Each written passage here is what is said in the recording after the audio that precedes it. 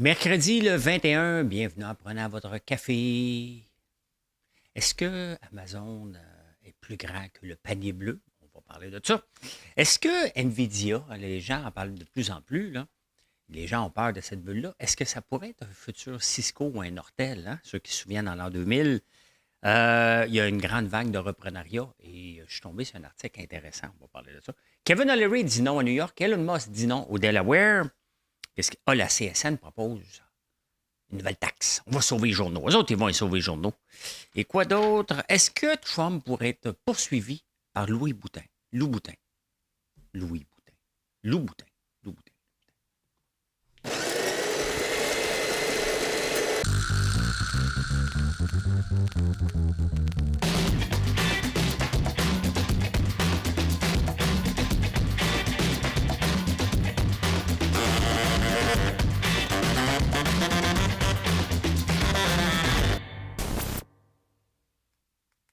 Beaucoup de discussions qui durent depuis 2 jours. On a fait un débat aux débatteurs sur les poêles à bois. Et ça continue. Puis les gens disent non, non, non, non, non, il faut les permettre. Tu sais, l'affaire, c'est en campagne, ça va. Hein? Beaucoup de gens se chauffent au bois en campagne. Est-ce qu'il faut avoir un chauffage d'appoint? Ben, on le voit, il manque souvent d'électricité. Autant qu'on a besoin d'une génératrice, autant qu'on a peut-être besoin d'un chauffage d'appoint. Moi, ici, c'est une vieille maison que j'ai. J'avais un poêle au bois quand je suis arrivé, je ne l'ai jamais utilisé.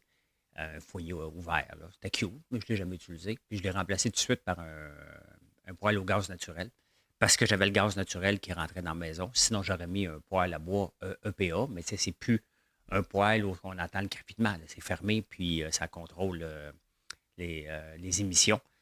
Donc, beaucoup de gens discutent et disent non, non, non, mais sauf que, tu sais, il faut déjà avoir couru dans des smogs où il y a de la boucane, soit pendant les feux de forêt ou soit pendant des périodes intenses de smog ou quand il y avait des poêles à bois au début des années 2000 pour comprendre que peut-être pas l'idée du siècle. Hein. Peut-être pas l'idée du siècle de continuer à faire ça en ville. Hey, il y a une grande vague de reprenariat. Bon, on le sait que les baby boomers s'en vont vers la retraite. Ils vont vendre leur entreprise. Hein. C'est le plus gros transfert de fonds à venir. Mais des entreprises. Bon, moi, j'en ai acheté une entreprise avec mon cousin qui s'appelle Acier Saint-Jérôme. On reprenait de la famille Ouellet euh, la compagnie d'acier qui avait fondé Acier Ouellet, puis après ça, qui ont fondé Acier Saint-Jérôme après. On l'a racheté, ça faisait 28 ans qu'il était là, puis bien entendu, lorsqu'on rachète une entreprise, ben c'est les mêmes choses qu'une entreprise qui démarre. La seule chose que tu as, c'est que tu as déjà une bâtisse, tu as déjà des clients, mais est-ce que c'est les clients que tu veux? Hein? Parce que toi, tu veux amener une nouvelle façon de fonctionner. Puis c'est ce que mon cousin a fait avec Acier Saint-Jérôme. C'est plus du tout la même compagnie que lorsqu'on l'a acheté il y a 6 ans. Là. Plus du tout, du tout, du tout. Tout a changé. Et souvent, on va le voir lorsqu'on rachète une entreprise. Hein? Ça va être marqué nouvelle administration. T'sais, on est fiers de dire, on ne l'a pas marqué, là, mais vous le voyez de plus en plus. Tout ça, c'est beau hein, pour la plupart des entreprises, le reprenariat. Hein?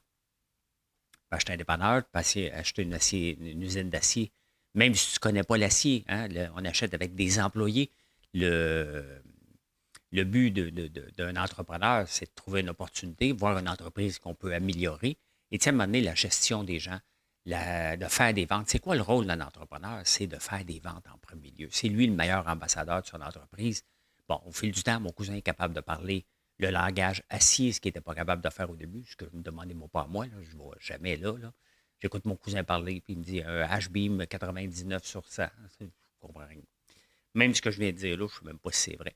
Sauf qu'il y a un problème pour un type d'entreprise. Et ce n'est pas juste ici, c'est aussi en France, même chose. Hein. La France et le Québec, là, c'est les mêmes problèmes, hein, à différents niveaux. Là. Mais les pharmacies, tu ne peux pas reprendre ça comme tu veux. Il faut que tu sois pharmacien pour reprendre une pharmacie. Puis, j'étais tombé sur un article des années 70 où vraiment une entreprise, une pharmacie d'ici qui avait été démantelée parce que le fondateur était décédé et ben, ils n'ont pas pu, la famille, la succession n'ont pas pu continuer. Donc, il y avait, je pense que c'était les pharmacies Lapierre, je ne me souviens pas. Mais en France, c'est la même chose. Il y a beaucoup de pharmacies qui n'auront pas de relève, qui vont être obligés de fermer. On parle à peu près de 4000 pharmacies en France potentielles. Donc, ça se peut que le petit village où vous avez votre pharmacie, s'il n'y a pas personne, ça se peut qu'elle n'existe pas. Je pense chez nous, à Chénéville, je pense à Saint-André-Avelin, Notre-Dame-la-Paix, il n'y en a pas là, de pharmacie. Mais je regarde ces petits villages-là, puis regardez dans vos villages à vous, ça se peut que vous soyez frappés par ça dans les prochaines années. Donc, intéressant à suivre. Hein? C'est normal que ça prenne un pharmacien là, quand même. Là. Kevin O'Leary, vous vous souvenez de lui?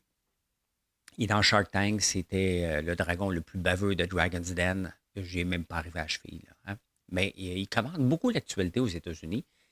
Elon Musk aussi. Bon, Elon Musk s'est fait taper ses doigts par... il est incorporé au Delaware. Comme par hasard, 80% des entreprises sont incorporées au Delaware aux États-Unis. Pourquoi? Parce qu'il n'y a pas d'impôt. C'est la seule et unique raison pourquoi tout le monde va là.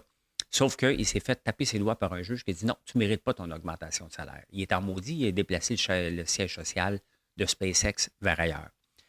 Donald Trump s'est fait taper ses doigts par un juge de l'État de New York. Et là, Kevin O'Leary a sorti et il dit ça se fait pas quand même. On va voir comment ça va sortir. Moi aussi, je trouve ça un peu élevé, la pénalité de Donald Trump de 450 millions. Là. On va aller voir en cause. Il va sûrement l'amener en appel. Je trouve ça élevé, mais Donald Trump est tellement pogné dans toutes sortes de scandales qu'on ne sait plus lequel qui est vrai ou pas vrai. Là, donc, il dit non, allez aux entreprises, allez pas dans l'État de New York. C'est pas un État pour faire de la business si vous allez être pris. Donc, ça fait 2 États américains maintenant où les juges vont se mêler un petit peu trop, hein, un petit peu trop de ce qui ne leur regarde pas. Et tu sais, les juges, c'est supposé être impartial. Mais on le voit ici au Canada, on le voit aux États-Unis. Il n'y a rien d'impartial chez un juge. Il a son agenda, puis lui, il va le faire selon son agenda. Donc, il dit aux entreprises, allez pas à New York quand même, c'est majeur. Et Elon Musk, il dit, moi, le Delaware, c'est fini. Mais sauf que les entreprises vont continuer d'aller là parce qu'ils vont avoir sauver des taxes. Hein, des taxes.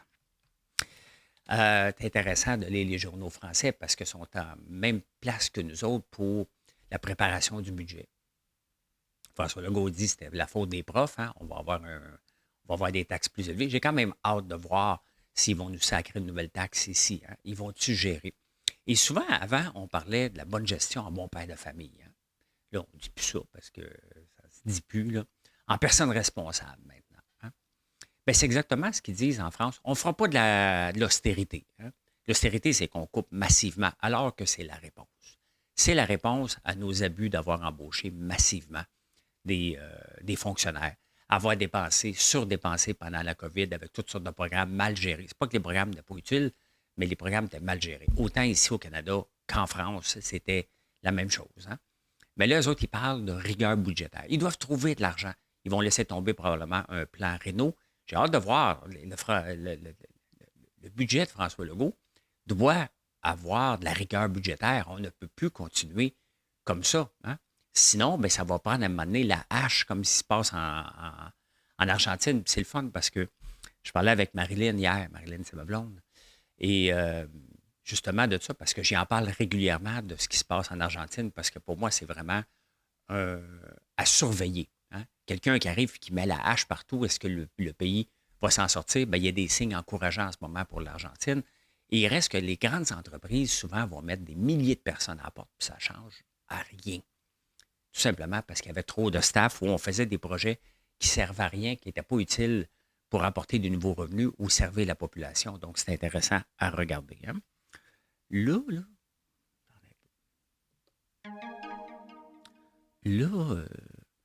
j'ai bien hâte de vous voir manifester avec une pancarte dans les rues. Hein? Vous savez que Facebook, pour les nouvelles, c'est banni depuis un bout de temps maintenant. Hein? Depuis la loi, je sais pas, ça ne reviendra pas, là, c'est assez évident. Mais il y a un autre projet de loi qui est amené par une sénatrice hein, et qui commence à faire son chemin. C'est l'obligation de Pornhub de vérifier l'âge des gens. Donc, il faudrait que tu te fasses un compte, mettons. Hein? Et Pornhub dit non, nous, on n'embarque pas là-dedans, on va bloquer ça au Canada. Hâte de voir les manifestations dans la rue, moi. Hein? Les journalistes qui étaient en train de débattre pour Facebook, puis on fait des manifestations, puis tout ça, puis hein, on trouvait ça drôle quand c'était pour les nouvelles. Hein? Ça y est, maintenant, d'aller faire une manifestation pour Pornhub, j'ai hâte de voir qui va être dans ça. J'aurais dû mettre ça dans des actualités, mais ça me tentait de vous faire rire en chemin.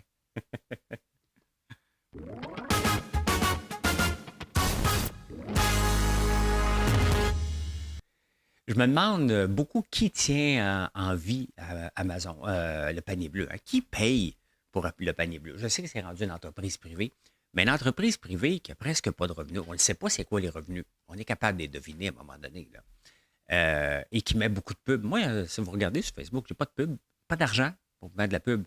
Moi, ma pub, je le fais avec le contenu, en faisant ce que je fais, en écrivant des statuts, en vous divertissant, en étant disponible sur tous les réseaux sociaux, tout le temps, en direct. Je n'ai pas d'argent pour mettre de la pub à chaque jour. Donc, le panier bleu, il y a encore 37 pubs qui roulent, mais là, Amazon a dit, on va faire une section Québec. Et les produits du Québec, bien, sont contents. Hein? On achète sur Amazon. À un moment donné, if you can beat them, join them. Panier bleu, c'était même pas une bonne idée en partant. Des fois, on dit que c'est une bonne idée en partant, mais là, hein, c'était même pas une bonne idée en partant. Et le fait qu'Amazon, après Walmart, affiche nos produits, c'est quoi l'utilité du panier bleu? Ils ont le droit de vivre, là, bien évidemment. Mais qui finance? Il y a quelqu'un qui finance ça, c'est bien évident. C'est impossible avec la structure qu'ils ont, avec le nombre d'employés qu'on devine qu'ils ont, avec le peu de revenus qu'on devine qu'ils ont, parce qu'à un moment donné, tout ça, euh, euh, c'est facile à calculer lorsqu'on est dans ce domaine-là.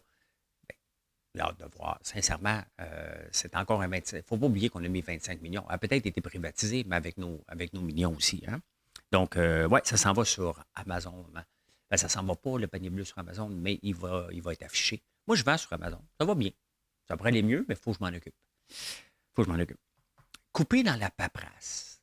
Christian Dubé vient d'annoncer que les médecins spécialistes, hey, sincèrement, quand un patient a la CNESST, le docteur arrive et dit ouais, j'ai mal, je me suis coupé un ongle. Riez pas, ça a déjà arrivé. Je me suis coupé un ongle, CSST physiothérapeute. Fait que le médecin, lui, prend son papier. Il y a un document de 50 pages à remplir. Est-ce que le patient a toutes ses dents? Oui.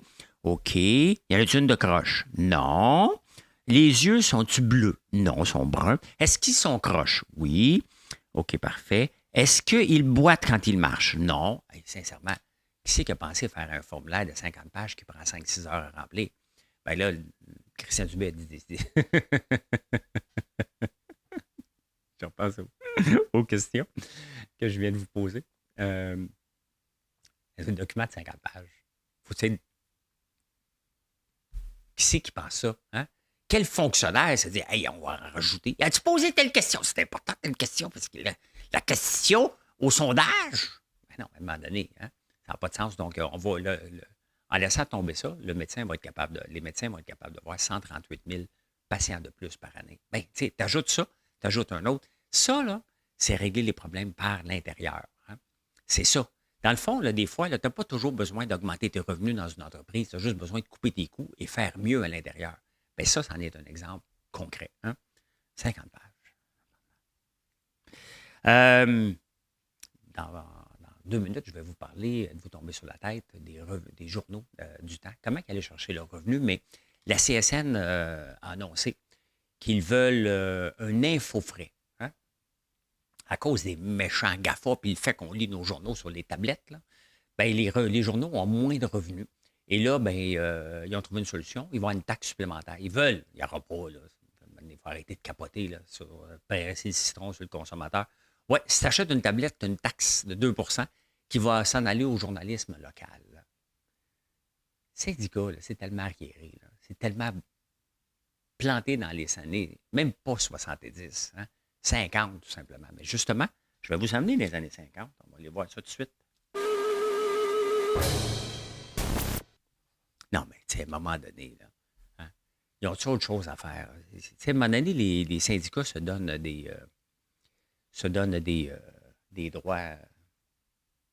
Bon, je vous présente en tout début l'avion Arrow CF-105. Hein. Le 21 février 1959, le gouvernement de Diefenbaker, je pense que c'est lui, annonce la fin de cet avion-là, qui est un avion supersonique canadienne, quand même. Hein.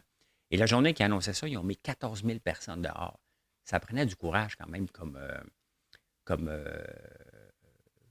premier ministre d'annoncer la fin de ce programme-là.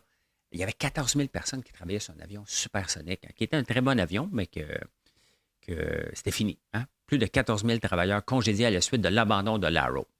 Maintenant, on va regarder, on va grossir ça un petit peu. Ceux qui ne le voient pas, je vais vous le raconter. Hein. On va regarder les revenus des journaux parce qu'on parle tout le temps de la publicité. Puis à un moment donné, il y avait énormément de publicité. Là. Je regarde, ça c'était quoi? Quel magasin? Ah, Jardin Saint-Georges, des projets de condos, d'appartements.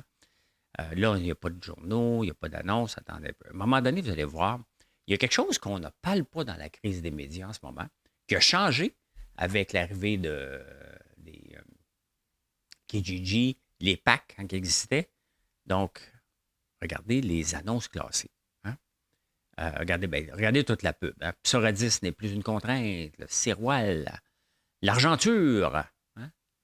Navigation jusqu'à Montréal, 12 mois par année. Mais on va descendre plus bas. On va aller voir ici. Vous allez voir que ça, là, bon, là, il y a toute la pub. Hein? Aujourd'hui, la pub est ailleurs, là. Mais tu sais, il y en avait un petit peu trop aussi. On va descendre. Je vous amène. Vous allez voir à un moment donné que ça, là, le monde, là, il en faisait des pubs, là. Il y en a de la pub, là. Ce n'est que ça à un moment donné. Donc, est-ce que c'était trop de pub? Est-ce que c'était un modèle d'affaires viable à long terme? Bien, pas tant que ça, là. Là, regardez, hein. Là, on est dans les annonces classées. Les annonces classées, il n'y en a plus dans les journaux, là. Le projet Parc Laurier, prix 12 000. Regardez, là, ce n'est que ça, là. Que ça, des annonces classées. Bungalow, il y en avait des bungalows, même pour vendre la maison, les gens mettaient ça dans les journaux, là. Regardez ça, là. Ce n'est que ça. Hein? Ce n'est que ça, des annonces, puis des annonces, puis des annonces. Puis je me souviens, quand on était jeune, on regardait ça. Bien, tout ça, là, chaque personne qui paye, mettons, une pièce, 2 piastres, je ne sais pas, on est en 1959, je ne sais pas comment ça coûtait, là. Mais regardez les pages entières d'annonces classées. Bien, ça fait aussi partie, ça, de la crise des médias. Tu sais, quand on parle de quelque chose, on dit à cause de la pub. La pub, là, c'est nous autres, comme entreprise, qui décident où est-ce qu'on la met. Moi, je ne mettrais jamais une pub dans le journal. J'ai déjà eu des prix. Bien, c'est 5 000 pour une page. 5 000 là, j'en mets en tabarnouche la pub sur Google. L'es-tu comme il faut? Là? Donc, je ne le mets pas, mais regardez toutes les annonces qu'on avait dans le temps. Bien, ça, c'était des revenus qu'on ne parle pas aujourd'hui. La vraie crise des médias vient aussi de l'abus, hein, et d'avoir pris une tangente pour générer des revenus au lieu de penser autrement, avec des abonnements, avec autre chose. La crise des médias, là, c'est quelque chose qui date depuis les années 50. On n'a pas vu, puis c'est normal, mais on a assumé que c'était pour être ça, à vie, des annonces classées, plus des pubs à tour de bras dans les journaux, mais ce n'était pas le cas. Et donc, les annonces classées font aussi mal, sinon plus mal, je pense, que les pubs qu'il y avait dans les journaux. Hein. Comment finance?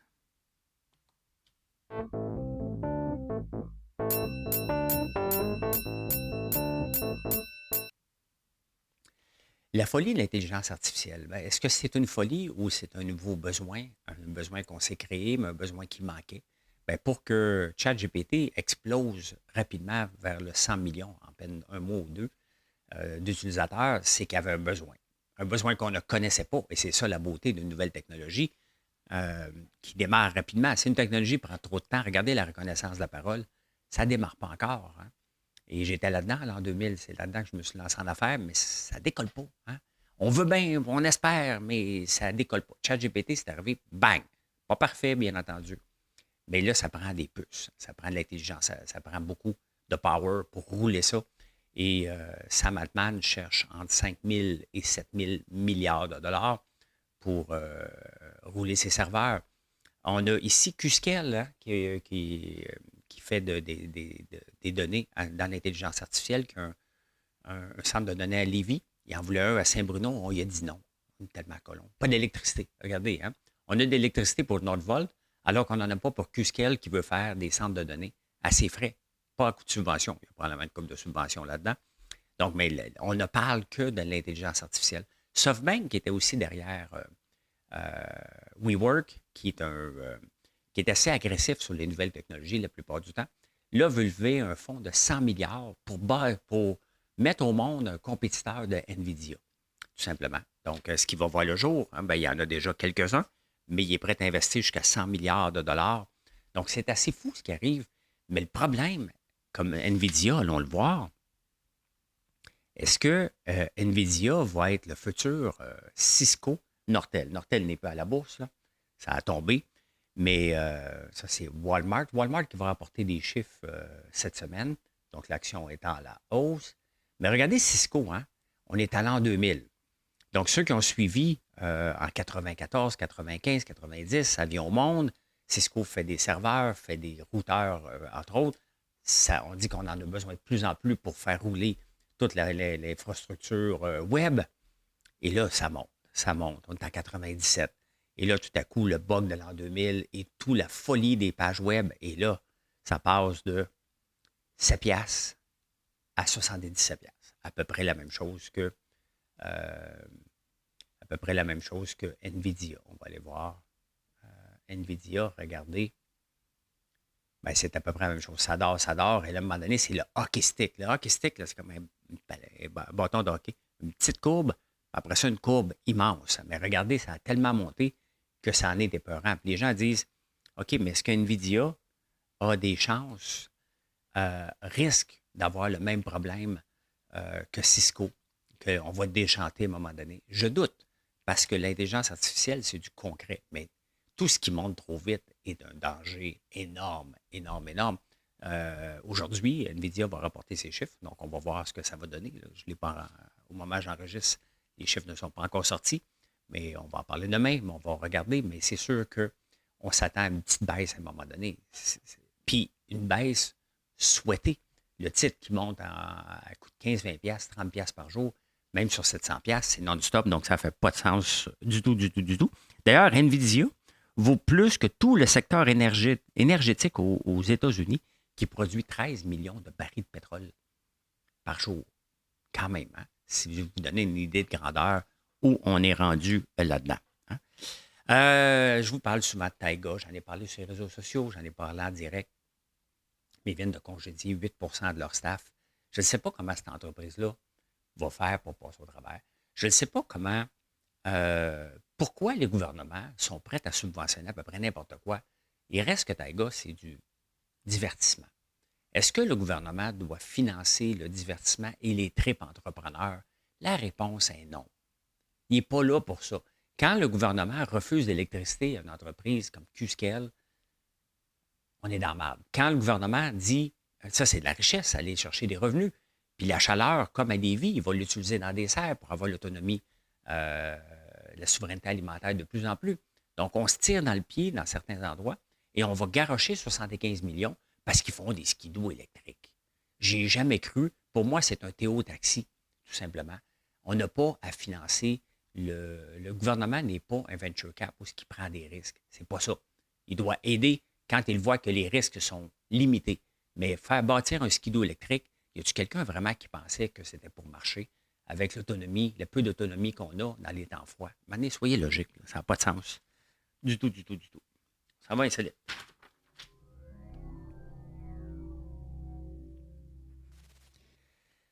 Ah, le marché du célibat, c'est une business. Hein?